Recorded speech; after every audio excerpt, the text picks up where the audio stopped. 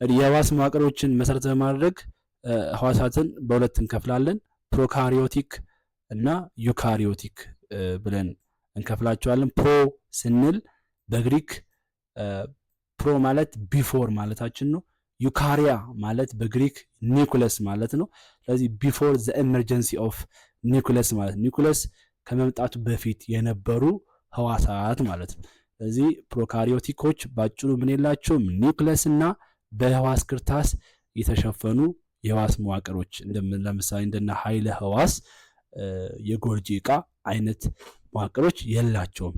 የነዚህ ምሳሌዎች ምን ይሆናሉ? ባክቴሪያ እና ብሉ ግሪን አልጌ BGA ወይም ደግሞ አረንጓዴ ሰማያዊ ዋቅላሚ የዚህ ምሳሌ ይሆናሉ።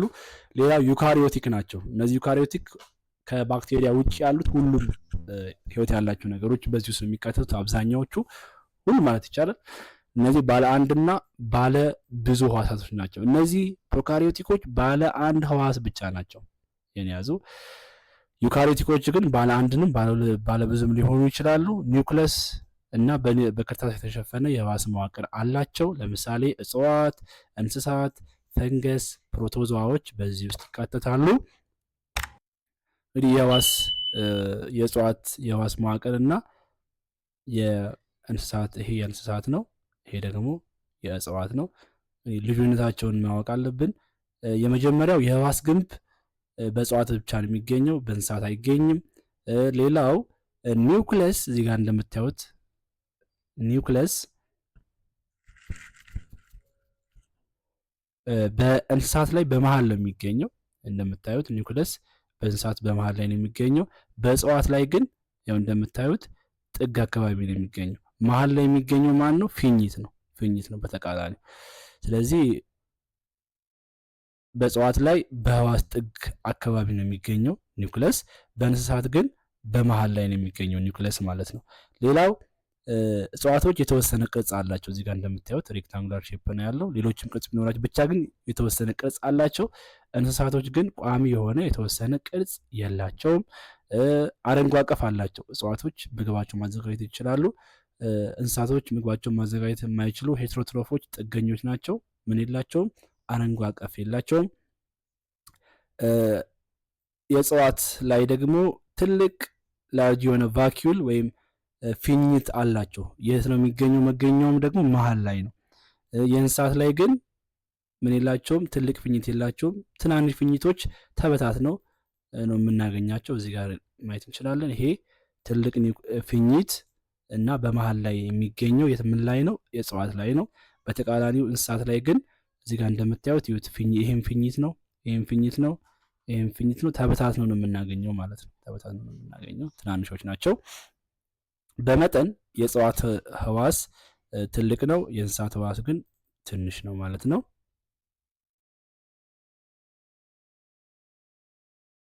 እንግዲህ ተምሳሌታዊ በሆነ መንገድ ነገሮችን መረዳት ቀላል ያደርጋሉ። ስለዚህ በቤት ምሳሌ አንጻር እስቲ ህዋሳቶችን እንመልከታቸው፣ ከቤት አሰራር አንጻር ማለት ነው። ለምሳሌ የቤት በር ገና ከውጭ ወደ ውስጥ ስንገባ የምናገኘው የቤት በር አለ። እሱ በምን ይመሰላል? በህዋስ ክርታስ ይመሰላል። እንግዲህ ከቤታችን በውጭ የምናገኘው በር ነው ወደ ውስጥ የምንገባው። ያልተፈቀደለት አካል መቼም ወደ ውስጥ አይገባም። የተፈቀደለት አካል ነው ብቻ ነው ወደ ውጭ የሚወጣው። ስለዚህ የህዋስ ክርታስ በዚህ ይመሰላል፣ በበር ይመሰላል። ልክ በሩን ከፍተን ስንገባ ደግሞ የምናገኘው የቤቱ ወለል አለ። የቤቱ ወለል የቤቱ ወለል ደግሞ የሚመሰለው በቤተ ህዋስ ነው። በቤቱ ወለል ላይ ወንበር፣ የተለያዩ ነገሮች፣ ብዙ ነገሮች አሉ። በቤተ ህዋስ ላይ ደግሞ የተለያዩ ህዋሳቶች ይገኛሉ ማለት ነው። ህዋሳትን አቅፎ ነው የሚገኘው።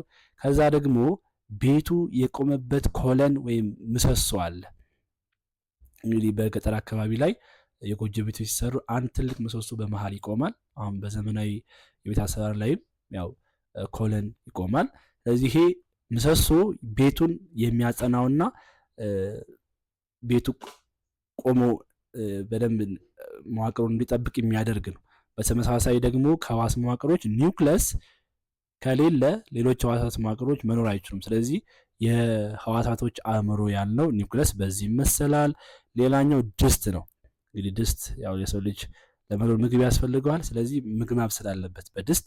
ስለዚህ ምንድነው በተመሳሳይ መካነ ፕሮቲን የምንለው ፕሮቲን የሚመስልበት ድስት አለ ማለት ነው። ሌላው መሶብ ነው።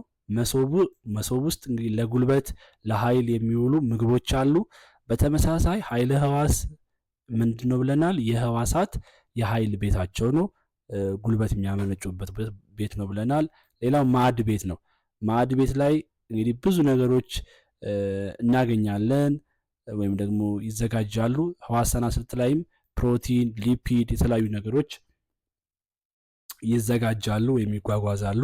ስለዚህ በዚህ መንገድ በቀላሉ ተምሳሌታዊ በሆነ መንገድ መረዳት እንችላለን ማለት ነው። ሌላው የሕዋስ መጠንና ቅርጽ ነው። እንግዲህ የተለያዩ ሕዋሳቶች የተለያየ መጠን ቅርጽ አላቸው። መጠናቸው፣ ቅርጻቸው፣ የውስጣዊ ቅንጅታቸው ከተግባሮቻቸው ጋር የተያያዥነት ያለው ነው። ለምሳሌ ነጭ የደም ሕዋስ እና አሜባ ቅርጻቸውን ይቀያየራሉ። ለምሳሌ አሜባን ብትወስዱ አሜባ ቅርጹን ይቀያየራል። ለምን እንደዚህ አይነት ቅርጽ ነው ያለው? አሜባ ለምሳሌ እንደዚህ አይነት ቅርጽ ነው ያለው። ስለዚህ ለምሳሌ አንድ የሆነ ምግብ የሆነ አካል እዚህ ጋር ቢመጣ የሆነ ምግብ የሆነ ነገር ቢመጣ የሚበላውን ነገር ስለዚህ ቅርጹን ይቀይርና ሐሰተኛ እግር አለው። ስለዚህ ወደ ውስጥ ያስገባዋል ማለት ነው፣ ያስገባዋል። ስለዚህ ቅርጹን ይቀያየራል። በተመሳሳይ ነጭ የደም ሕዋሳት በሽታ ለመከላከል ሲሉ ልክ እንደ በሽታው እንደ ፓራሳይቱ እንደ ጥገኛው ቅርጽ ራሳቸውን እየቀያየሩ ያ ወደ ውስጥ የሚገባ በሽታ አምጪ የሆነውን ነገር ስልቅጥ ስጣር አድርገው አድቅቀው ያሰናብቱታል ማለት ነው። ስለዚህ ነጭ የደም ሕዋሳትም ቅርጻቸውን ይቀያይራሉ። ሌላ የወንድ ነባላዘር ነው። የወንድ ነባላዘር እንግዲህ ምን አለው? እዚህ ጋር ቴል ወይም ጭራ ነገር አለው። ስለዚህ ያ ጭራ ደግሞ በመንቀሳቀስ ጅራፍ መሳይ የሆነ ልምጭ ነገር ቅርጽ አለው። ያ በመንቀሳቀስ ወደ ሴቷ መራቢያ አካል በመግባት ጽንሰት እንዲከናወን ወይም ከእንቁላሉ ጋር እንዲዋሃድ ይሆናል ማለት ነው። ሌላኛው ፓራሚሲየም ነው። ይሄው ሲሊፐር የሆነ ቅርጽ አለው። ስለዚህ የተለያዩ ሕዋሳት የተለያየ ቅርጽ ነው ያለው። ለምሳሌ ቀይ የደም ሕዋስ እዚህ ጋር እንደምታዩት ባይኮንኬቭ ሼፕ ነው ያለው ወይም እንደ ዶናት አይነት ቅርጽ ነው ያለው። ይሄ የሆነበት ምክንያት እንግዲህ ለጥ ያለ ዝግ ቢሆን ብዙ ኦክስጅንን በውስጡ ማቀፍ አይችልም። ስለዚህ እንደዚህ ጉድጉድ መሆኑ ኦክስጅንን ለማጓጓዝ ወሳኝ የሆነ ሚና ስለሚጫወት ነው ማለት ነው። ያው መጠናቸውን ስንመለከት እንግዲህ የወፎች እንቁላል ያለ ማይክሮስኮፕ ማየት እንችላለን። እንግዲህ የዓለማችን ትልቁ ሕዋስ የሚባለው ሕዋስ ሆኖ ግን ትልቁ የሚባለው የሰጎን እንቁላል ነው። ስለዚህ ከሱ ጀምሮ በጣም ትናንሽ እስከሆኑት እስከ ባክቴሪያ ሌሎችም አይነት አካላት የሕዋስ መጠን በዛ ልክ ይታያል ማለት ነው። የሕዋስ መጠን ስንመለከት እዚህ ጋር ከትንሹ ወደ ትልቁ ተቀምጦላቸዋል። ከትንሹ ወደ ትልቁ በጣም ትንሹ እዚህ ጋር 9 ማይክሮሜትር። እንግዲህ ማይክሮሜትር ማለት 10⁻⁶ ነው። ስለዚህ 0.000 ብለን 6 እስከምንድረስ ማለት ነው። በጣም ረቂቅ ነው ማለት ነው። ከዛ በኋላ የሰው እንቁላል እናያለን 100 ማይክሮሜትር። ከዛን አሜባ 90። ከዛን የሰጎን እንቁላል ይሄው 150,000 ማይክሮሜትር ትልቁን እናገኛለን ማለት ነው። የቁጥሩ የሚያዝ ሳይሆን ምን ያህል ሕዋሳት መጠናቸው የተለያየ መሆኑን ከያዛችሁ ይበቃል። ያው ቅርጻቸውን በዚህ ልክ ነው። ክብ፣ ሞላላ፣ ቋሚ ቅርጽ የሌለውም ሞላላ አይነት። ስለዚህ አሜባ ቋሚ ቅርጽ የለውም፣ ቅርጹን ይቀያይራል። የሰጎን እንቁላል ሞላላ ነው። የቀይ የደም ሕዋስ ክብ ነው ይላል። ክብ አይደለም ግን ያው ባይኮንኬቭ ዶናት ቅርጽ ማለት እንችላለን። የሰው እንቁላል ሞላላ ቅርጽ አለው። እነዚህ ነገሮችን ማየት ትችላላችሁ ማለት ነው። ስለዚህ ቀይ የደም ሕዋስ፣ የሰው እንቁላል፣ አሜባ፣ የሰጎን እንቁላል ከትንሽ ወደ ትልቅ በመጠን ማስቀመጥ እንችላለን። እንግዲህ እዛ አካላትን በሁለት እንደምንከፍል አይተናል። ባለብዙና ባለ አንድ ሕዋስ አካላት ብለን እንግዲህ ባለ አንድ ሕዋስ አካላት አንድ ሕዋስ ብቻ ያላቸውና ያ ሕዋሳቸው ብዙ ተግባራትን የሚያከናውንላቸው ማለት ነው። እነዚህ በመጠን ትንሽ ናቸው። ያለ ማይክሮስኮፕ ማየት አንችልም። ለምሳሌ ባክቴሪያ፣ ዋቅላሚዎች፣ እነዚህ አብዛኛው ዋቅላሚዎች ማለት ነው። የተወሰኑ ፈንገሶች እና ፕሮቶዞዋዎች በአይን ማየት አንችልም። ለምሳሌ ከዋቅላሚዎች ክላሚዶሞናስ ምሳሌ መውሰድ እንችላለን። ከፕሮቶዞዋ ፓራሚሲየምን መውሰድ እንችላለን። ሌላው አሜባን በተመሳሳይ ከፕሮቶዞዋ ውስጥ ምሳሌ መውሰድ እንችላለን። እንግዲህ ከእርሾዎች መካከል ማለት ከፈንገሶች መካከል እንግዲህ አብዛኞቹ ባለብዙ ናቸው፣ ግን በአይን የማይታዩ ባለ አንድ ህዋስ ፈንገሶች አሉ። ለምሳሌ እንደነ እርሾ፣ ሳካሮማይሲስ ሰርቪስ የምንለው እነዚህ ምሳሌዎች አሉ። ከፕሮቶዛ ለምሳሌ ዩግሊና። ስለዚህ ዩግሊና፣ አሜባ፣ ፓራሜሲየም እነዚህ የፕሮቶዛ ውስጥ የሚመደቡ ናቸው። እነሱን ሶስቱም መያዝ አለባችሁ። ሌላው የተለያየ ቅርጽ ያላቸው ባክቴሪያዎች አሉ። ስለዚህ እነዚህም ባለ አንድ ህዋስ አካላት ናቸው። ባለ ብዙ ህዋሳት አካላት ደግሞ የተለያየ ተግባር የሚያከናውኑ የተለያዩ ህዋሳቶች ያላቸው ናቸው። ለምሳሌ የጡንቻ ህዋስ፣ የነርቭ ህዋስ፣ የአጥንት ህዋስ እነዚህ የተለያየ ተግባር የሚያከናውኑ ናቸው። ወይም ባጭሩ ምን ማለት ነው? ወደ ኦርጋን ወይም ደግሞ ወደ አካል መዳበር የሚችል ህዋስ ያላቸው ናቸው ማለት ነው። ለምሳሌ ባክቴሪያ ልብ የለውም፣ ኩላሊት የለውም። ምክንያቱም አንድ ህዋስ ብቻ ነው ያለው። ያ ህዋስ ወደ እነዚህ ነገሮች ማደግ ወይም ስፔሻላይዝድ ማድረግ ስለማይችሉ ማለት ነው። ነገር ግን በተቃራኒው የሰው ልጅ ብሎም ሌሎችም ህይወት ያላቸው ነገሮች እንስሳት ጨምሮ የነርቭ ህዋስ፣ የጥንት ህዋስ እነዚህ ነገሮች አላቸው። እነዚህ ህዋሶቻቸው ደግሞ ወደ ኦርጋን ወይም ወደ አካል ያድጋሉ ማለት ነው። ሌላው በእጽዋት ዓለምም እንደዚሁ ነው። የግንድ ህዋስ፣ የስር ህዋስ ሌሎችም ህዋሳቶች አሏቸው። ባለብዙ ህዋስ አካላት የምንላቸው እንደ እጽዋቶች አሉ። አሳዎች፣ አዋፋት፣ እንቁራሪት፣ አስተኔዎች፣ ገበሉ አስተኔዎች ሌሎችንም መውሰድ እንችላለን። እንግዲህ አደረጃጀቱን ስንወስድ ወይም ከህዋስ የሚጀምረው የህይወት መንገድ እንዴት ነው የሚያድገው የሚለውን ስንመለከት እንግዲህ ከዛ በፊት ግን ያው ባለ አንድ ህዋስ አካላት አንድ ብቻ ነው ያላቸው። ያ አንዱ ህዋስ ነው የተለያየ ተግባር የሚያከናውንላቸው። ባለብዙ ህዋስ አካላት ደግሞ የተለያየ ተግባር የሚያከናውኑ የተለያዩ አካላቶች አላቸው። ስለዚህ ይሄ አደረጃጀት የሚሰራው አሁን የምንመለከተው የዳበረ የሚሄደው የህይወት መንገድ የሚሰራው በባለብዙ ህዋስ አካላት ላይ ብቻ ነው። ስለዚህ ህይወት የሚጀምረው ከህዋስ ነው፣ ከሴል ነው። ስለዚህ ብዙ ህዋሳቶች ደግሞ በአንድ ላይ በመሆን በመሰብሰብ ምን ያስገኛሉ? ህብረ ህዋስን ያስገኛሉ ማለት ነው። ህብረ ህዋስ ያስገኛሉ። ህብረ ህዋስ ወይም ቲሹ የምንለው ነው። ህብረ ህዋስ ደግሞ በአንድ ላይ በመሆን አካል ኦርጋን ያስገኛሉ። ለምሳሌ እንግዲህ አካል ስንል ልብ፣ ኩላሊት ምናምን ማለት ነው። እነዚህ ደግሞ በአንድ ላይ በመሆን ስርዓተ አካልን ያስገኛሉ።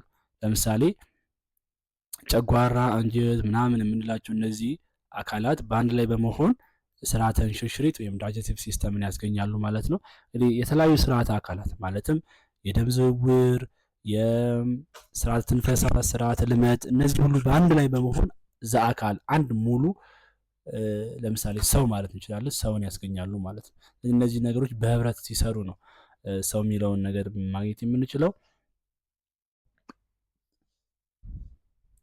ስለዚህ እነዚህ ህዋሳት የጡንቻ ህዋሳት እነዚህ እንቅስቃሴ እንድናደርግ፣ ቀይ የደም ህዋሳት ኦክስጅንን ማጓጓዝ፣ ነጭ የሜዳ ህዋሳት በሽታ መከላከል፣ የነርቭ ህዋሳት መልእክትን ማስተላለፍ ነው። እነዚህ የተለያዩ ተግባር አላቸው። ስለዚህ እነዚህ በአንድ ላይ የሆኑና ደግሞ ህብረ ህዋስን ያስገኛሉ። ስለዚህ የቀይ የደም ህዋሳቶች በአንድ ላይ በመሆን የቀይ የደም ህብረ ህዋስን ያስገኛሉ ማለት ነው።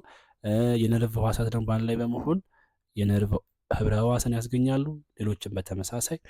ስለዚህ አካልም ደግሞ ከምን ይገኛሉ ማለት ነው? ከህብረ ህዋስ ይገኛሉ ማለት ነው። ይኸው ሳምባ፣ ልብ ምንላቸው ማለት ነው።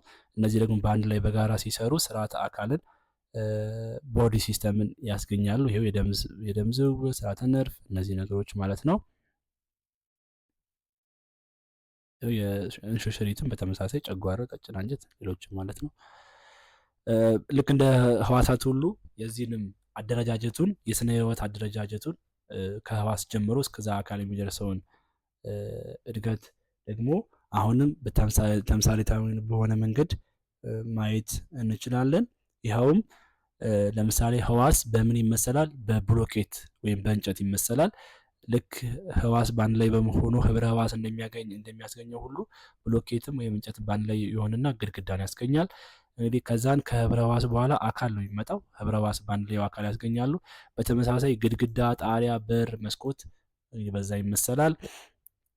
ሌላው እነዚህ ነገሮች በአንድ ላይ በመሆን በር፣ መስኮት፣ ቆርቆሮ በመሆን የተለያየ ክፍሎችን የቤት ክፍሎችን ያስገኛሉ። በተመሳሳይ እነዚህ አካላት በአንድ ላይ በመሆን ስርዓተ አካልን ያስገኛሉ። ከዛን ስርዓተ አካል ደግሞ አንድ ሙሉ አካልን ያስገኛል። በተመሳሳይ እነዚህ ነገሮች በአንድ ላይ በመሆን አንድ ቤት የምንለውን ነገር ያስገኛሉ ማለት ነው። ሌላ የምናየው የህዋስ ትንፈሳና ኃይለ ህዋስ ነው። እንግዲህ የህዋስ ትንፈሳ ስንል ባጭሩ ማንኛውም ዘአካል ምግብን ይበላል። ምግብ ከበላ በኋላ ወይም ምግብን ከወሰደ በኋላ ያ የበላው ምግብ ወደ ጉልበት መቀየር አለበት። ያ ወደ ጉልበት የሚቀየርበት ሂደት የህዋስ ትንፈሳ ወይም ሴሉላር ሪስፓይሬሽን ብለን እንጠራዋለን። ሁለት አይነት አለ የህዋስ ትንፈሳ ወይም ምግብን ወደ ጉልበት የመቀየር ሂደት ሁለት አይነት ናቸው። የመጀመሪያው ኦክሲጅን የሚጠቀም ኤሮቢክ ሪስፓይሬሽን የምንለው አለ። ሁለተኛው ደግሞ ኦክሲጅን የማይጠቀም ወይም አንኤሮቢክ ሪስፓይሬሽን። እቺ አፍራሽ ናት። ስለዚህ ኦክሲጅን የማይጠቀም ነው ማለታችን ነው። የመጀመሪያ ኦክሲጅን የማይጠቀምን የህዋስ ትንፈሳ ስንመለከት ያለ ኦክሲጅን ምግብን ወደ ጉልበት መቀየር ማለት ነው። ይሄ በሁለት አካላት ላይ ልንመለከተው እንችላለን። የመጀመሪያው በእንስሳት ላይ ነው። በእንስሳት ማለት ያው የሰው ልጅም እዚህ ውስጥ የሚገባው እዚህ ግሉኮስ የምንበላው ምግብ በተለይ በከባድ እንቅስቃሴ ወቅት በስፖርታዊ እንቅስቃሴ ላይ ለረጅም ሰዓት ስራዎችን በምንሰራበት ጊዜ ኦክሲጅን ያጥረናል። ስለዚህ በትክክለኛው መንገድ በረጅሙ መንገድ ምግብን በኦክሲጅን አቃጥለን ጉልበት ማስገኘት ስለማንችል ሰውነታችን የክፉ ቀን መንገድን ይከተላል ማለት ነው። ይሄው ምንድነው? ይሄ ግሉኮስን በቀጥታ ወደ ላክቲክ አሲድ ይቀየርና ጡንቻዎቻችን ላይ ላክቲክ አሲድ እንዲከማች ያደርጋል። በዚህ ምክንያት የጡንቻ መዳከም እንዲከሰት ይሆናል። ግን በምላሹ ግን ትንሽዬ ኤቲፒ 2 ኤቲፒ እናገኛለን፣ ጉልበት እናገኛለን። ስለዚህ ስራውን እንጨርሳለን። ወይም ደግሞ አትሌቶች በጣም እየደከማቸው ራሱ ውድድሩን የሚጨርሱበት ምክንያት የበሉ መቼም አይደለም የሚሮጡት። ስለዚህ ያንን ግሉኮስ ወደ ላክቲክ አሲድ ይቀይሩና ወደ ትንሽ ኤቲፒ ተጠቅመው ጉዟቸውን ውድድራቸውን ይጨርሳሉ ማለት ነው። ሌላው በእጽዋት ላይም ወይም በአይን የማይታዩ እርሾዎች፣ ፈንገሶች ላይም ይሄ ያለ ኦክሲጅን የሚከናወን የህዋስ ትንፈሳ አለ። ይኸው ምግብ እንደምንበላው ይኸው ምግብ አለ። ይሄ ምግቡ እርሾዎች ምን ያደርጉታል? ያፈራርሱትና እዚህ ጋር እርሾ ማድረግ ትችላላችሁ። እርሾ ወይም ፈንገሶች ማለት ነው። ከበሉ በኋላ ኢታኖልን፣ አልኮልን ያስገኛሉ፣ ካርበን ዳይኦክሳይድን ያስገኛሉ፣ ትንሽዬ ኤቲፒን ያስገኛሉ ማለት ነው። ስለዚህ ይሄ ያለ ኦክሲጅን ነው ጉልበት የተገኘው ማለት ነው። እና በተቃራኒውና በትክክለኛው መንገድ በአብዛኛው ደግሞ ጉልበት የሚገኘው ኦክሲጅንን በመጠቀም ነው። ስለዚህ ይሄ ምግብ ግሉኮስ በኦክሲጅን ይቃጠልና በመፈራረስ ወደ ካርበን ዳይኦክሳይድ፣ ወደ ውሃ እና ወደ 36-38 ኤቲፒ ወይም ጉልበት ይቀየራል ማለት ነው። ስለዚህ ብዙ ጉልበትን እናገኛለን በኦክሲጅን በሚጠቀም የህዋስ ትንፈሳ ማለት ነው። ስለዚህ ሰውነታችን ጉልበትን ለማግኘት የሚሄደው ትክክለኛው መንገድ ይሄ ነው፣ 36 ወይም 38 ኤቲፒን ለማምረት ነው። ያኛው ለአደጋ ጊዜ ለክፉ ቀን የሚከናወን ሂደት ነው። ያንን መለየት አለባችሁ። ስለዚህ ይሄ የሚከናወነው በምን የህዋስ መዋቅር ነው ከተባል በኃይለ ህዋስ ነው። ስለዚህ በኃይለ ህዋስ መዋቅር ውስጥ ግሉኮሱ ገብቶ ኦክሲጅን ደግሞ በትንፈሳ ሂደት ውስጥ ገብቶ በዛ ሂደት ነው ወደ ጉልበት የሚቀየረው ማለት ነው። ሌላው የብርሃን አስተጻምሮና አረንጓዴ አቀፍ እንደምንመለከተው እንግዲህ ፎቶሲንተሲስ ስንል ሁለት ቃል ነው እዚህ ጋር ፎቶ አለ፣ ሲንተሲስ። ፎቶ ስንል ብርሃን ማለታችን ነው። ሲንተሲስ ደግሞ ማዘጋጀት ማለታችን ነው። ባጭሩ ምን ማለታችን ነው? አረንጓዴ ተክሎች፣ ዋቅላሚዎች እና አንዳንድ የተወሰኑ ባክቴሪያዎች እንደነ ሲያኑ ባክቴሪያ የምንላቸው ብርሃንን በመጠቀም እጽዋትን ምግባቸውን የሚያዘጋጁበት ሂደት ነው ፎቶሲንተሲስ የምንለው ማለት ነው። እዚህ ጋር የምንይዘው ምንድን ነው የሚያስፈልገው ለብርሃን አስተጻምሮ ሂደት ምግብ ለማዘጋጀት ምን ይጠቀማሉ ለሚለው ካርበን ዳይኦክሳይድ ነው። ካርበን ዳይኦክሳይድን ከከባቢ አየር በቅጠላቸው በስረኛው ክፍል ስቶማታ ብለን በምንጠራው ክፍል ካርበን ዳይኦክሳይድ ወደ ውስጥ ያስገባሉ። ውሃን ደግሞ በስራቸው ወደ ከመሬት ይመጡና ከዛን ከስራቸው ወዴት ይተላለፋል? ወደ ዋሽንዳ ወይም ዛይለም ወደምንለው ቱቦ ይተላለፋል። እንግዲህ አሁን ማሰብ ያለብን 50 ሜትር 100 ሜትር ርዝመት ያላቸው ዛፎች አሉ። እንዴት ነው ከስራቸው ውሃ ወደ ላይኛው ክፍል ወደ ቅጠል የሚደርሰው የሚለው በተአምር አይደለም። ዋሸንዳ የሚባል መዋቅር ስላላቸው ነው። ይሄም ከስራቸው ይቀበልና ውሃውን ተሸክሞ ወደ ቅጠላቸው ጋር ያደርሰላቸው ዋሸንዳ ወይም ዛይለም ማለት ነው። ስለዚህ ከስር ወደ ዋሸንዳ ይተላለፋል። ዋሸንዳ ደግሞ ወደ ቅጠል ያደርሰዋል ማለት ነው ያን ውሃ። ከዛን የብርሃን አስተጻምሮ ይከናወናል በቅጠል ውስጥ ማለት ነው። ስለዚህ አስፈላጊ ነገሮች ተሟሉ። ይኸው ካርቦን ዳይኦክሳይድ፣ ውሃ ተሟላ። ከዛን አንድ የሚያስፈልግ ወሳኝ ነገር ደግሞ አለ፣ የፀሐይ ብርሃን ማለት ነው። ስለዚህ የፀሐይ ብርሃን ጉልበት ያስፈልጋል። ለምን አስፈለገን? የፀሐይ ብርሃን ይሄንን ውሃ ወደ ኦክሲጅንና ወደ ሃይድሮጅን ለመከፋፈል ማለት ነው። ወደ ሃይድሮጅን ወይም ፎቶሊሲስ ይባላል ይሄ ሂደት፣ ውሃውን የማፈራረስ ወደ ሃይድሮጅን ወደ ኦክሲጅን የመቀየር ሂደት ማለት ነው። ስለዚህ የፀሐይ ብርሃን ይሄ ደግሞ የፀሐይ ብርሃን ደግሞ ወደ ውስጥ ለማስገባት በአረንጓ አቀፍ ውስጥ የሚገኝ ማን አለ? አረንጓዴ ሐመልማል የሚባል ብርሃን ወደ ውስጥ የሚያሳልፍ አለ። ስለዚህ የፀሐይ ብርሃን በአረንጓዴ ሐመልማል ውስጥ ገብቶ ውሃውን ካፈራረሰ በኋላ እነዚህ ሁለቱ ኬሚካል አጸግብሮት አከናውነው ካርቦን ዳይኦክሳይዱ እና ውሃው ምግብ ወይም ግሉኮስ ይገኛል። በውጤቱ ደግሞ ኦክሲጅንም ወደ ከባቢ አየር ይለቀቃል ማለት ነው። ስለዚህ የብርሃን አስተጻምሮ በዚህ ሂደት ነው የሚከናወነው። ምንስ ነው የሚከናወነው? የብርሃን አስተጻምሮ አረንጓ አቀፍ ውስጥ ነው የሚከናወነው ማለት ነው። ልዩነታቸውን ስንመለከት የኃይለ ህዋስና የአረንጓ አቀፍ፣ እንግዲህ ኃይለ ህዋስ በእንስሳትና በእጽዋት ውስጥ በሁለቱም ይገኛል። አረንጓ አቀፍ ግን በእጽዋት ብቻ ነው የሚገኘው። ኃይለ ህዋስ በህዋስ ውስጥ ምግብ ከኦክሲጅን ጋር እንዲብላላ እና ኦክሲጅን በኦክሲጅን አማካኝነት ምግብ እንዲፈራርስ የሚፈራርስበት ቦታ ወይም ጉልበት የሚፈጠርበት የሚገኝበት ቦታ ነው። አረንጓ አቀፍ ደግሞ የብርሃን አስተጻምሮ የሚከናወንበት ወይም ምግብ የሚዘጋጅበት ሂደት ነው። እንግዲህ ቀለም ስንመለከት ኃይለ ህዋስ ቀለም አልባ ነው። አረንጓ አቀፍ ደግሞ አረንጓዴ ቀለም አለ። ለዛ ነው እጽዋቶች ቅጠሎቻቸው አረንጓዴ ሆነው የምናይበት ምክንያት በውስጣቸው አረንጓ ቀፍ ክሎሮፊል ስላላቸው ነው።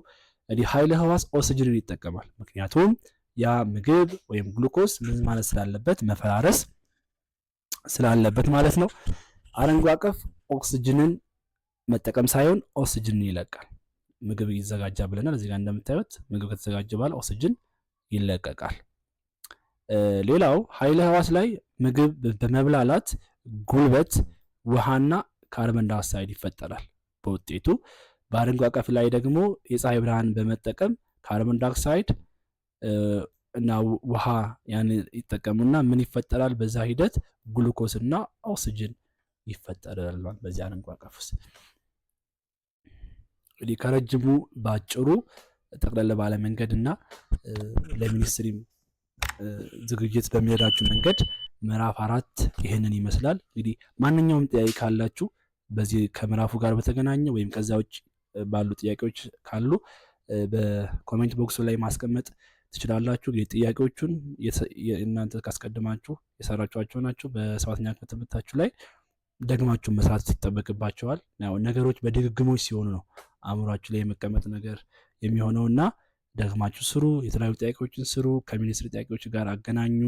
እኔም ደግሞ በተቻለ መጠን ጥያቄዎችን ለማዘጋጀት ሞክራለሁ። እናንተም ጥያቄያችሁን አቅርቡ። በዚህ መንገድ ቀለል አድርገን ለሚኒስትሪ የምንዘጋጅ ይሆናል። እንግዲህ ይህን ይመስላል ምዕራፍ 4። በቀጣይ ምዕራፍ 5ን ይዤላችሁ እቀርባለሁ። እስከዛ ጊዜ ድረስ መልካም ጊዜ ይሆንላችሁ። አመሰግናለሁ።